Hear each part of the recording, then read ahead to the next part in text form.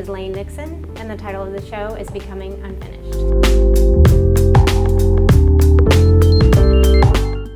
This show is essentially about the aesthetic experience. The things I'm interested in are really some philosophical thoughts, like what is really real about this existence. I think there probably is something that exists that is absolute truth, but in my size lifetime, I feel like so many truths are relative. My work is very process intensive. So even if I have an inspiration, such as I want to create work in an abstract way, or I want to respond to these thoughts that I have about existence and reality, once I sort of have those inspirations, then I move into process and armature or structure around what it is I'm trying to create. So I rely heavily on the process, and then I stick to that process.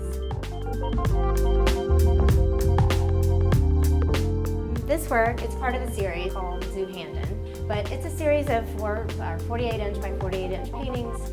Each of them starts with the area that you see in the grid, which are watery marks, pores, very diluted paint. And what I'm going for in those first stages is to create sort of an atmosphere. I want the shapes that I've chosen, such as the grid or the sticks. I want those areas to relate to each other in this atmospheric sense. And I feel that the watery marks kind of do the best job to create kind of that sense of atmosphere.